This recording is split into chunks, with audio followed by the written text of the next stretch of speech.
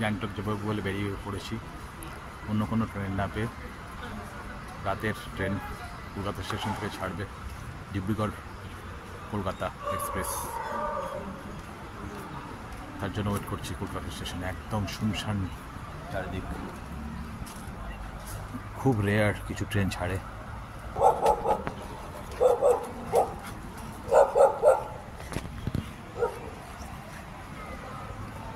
তাও আবার 8টার সময়, আরও নিঝুম, কিচ্ছু নেই চারিদিকে।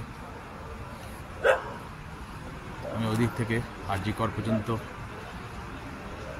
বাসে এসে সেখান থেকে হেঁটে 5 মিনিট এখানে আসলাম। প্ল্যান করেছিলাম যে না, একার জন্য আমি আর কোনো ওলা উবের বুক করব না। স্টেশনের বাইরে এখানে বসে আছে 50 জন মতো লোক, হেড কাউন্ট। যে যা নিজের কাপড় টাপড় পেতে শুয়ে পড়েছে, ফ্যামিলি নিয়ে বা একা। সবার হাতে মোবাইল, ভিডিও দেখছে। কিছু লোক আছে স্টেশনে। চলুন স্টেশনের ভিতরে যাওয়া যাক। এখন বাজে 12:30, আর একটু বেশি একটু কম। 2:30 পর্যন্ত কীভাবে সময় কাটবো জানি না।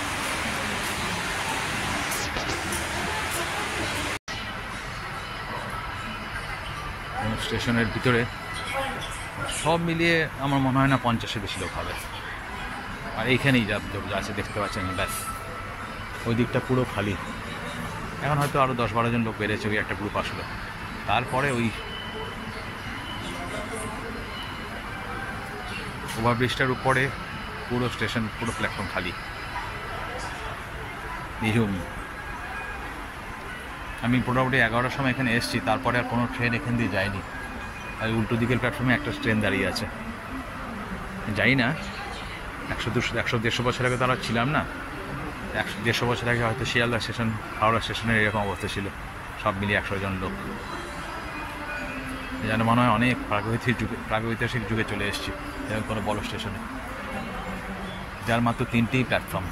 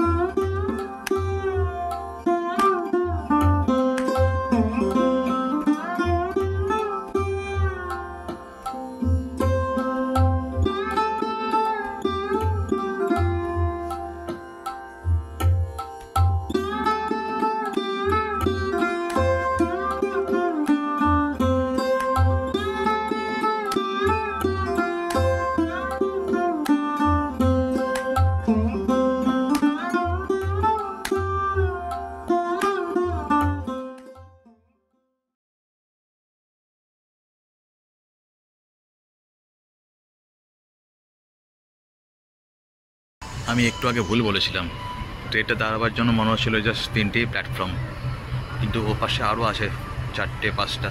একটা ট্রেন ঢুকছে ওদিকে, তার পিছনে অন্ধকারে বুঝতে পারছি না আরও কিছু প্ল্যাটফর্ম আছে কিনা। বোধহয় আছে, বোধহয় নেই, কিন্তু অ্যাটলিস্ট 5টা প্ল্যাটফর্ম এখান থেকে দেখাই যাচ্ছে। 34 টাকা দিয়ে বসার অ্যারেঞ্জমেন্ট রয়েছে, একটা এসির ওয়েটিং রুম রয়েছে। এক্সট্রা 34 টাকা দিতে হবে। টিকিটের সঙ্গে কোনো রকম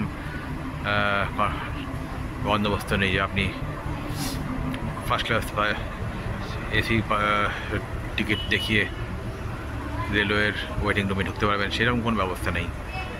আলাদা করে 34 টাকা দিয়ে যেতে হবে। এটা আমি এনজিপিতে দেখেছি 60 টাকা করে পার ঘন্টা নেয়, এখানে 3400 টাকা পার ঘন্টা।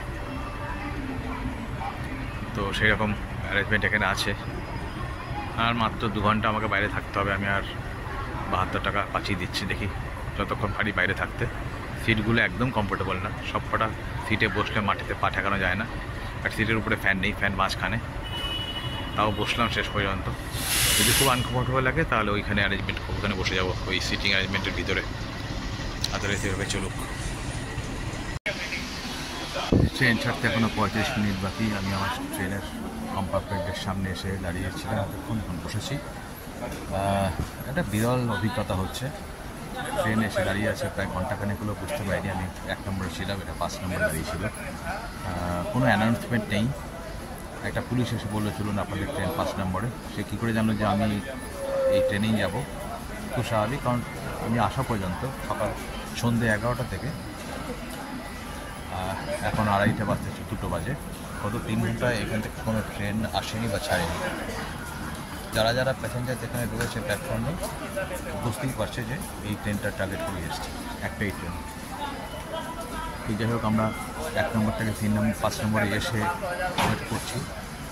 এদিকে ট্রেনের সমস্ত কম্পার্টমেন্টের দরজা বন্ধ, মানে মেনলি এসি আর স্লিপারের। ভিতরে ক্লিনিং হচ্ছে, তারপরে এটা রেডি হবে আমাদের জন্য, তখন দরজা খুলে দেবে। এই দৃশ্য আপনারা কখনো দেখেছেন কিনা আমি জানি না, আমি তো একটি স্বপ্ন দেখিনি আগে। আমি যখন এখানে এসেছিলাম পুরো স্টেশনে বাইরে 50 জন, ভিতরে 50 জন ছিল। এখন পুরো ট্রেন ভর্তি যাত্রী লোক সবাই এসে গেছে প্রায়।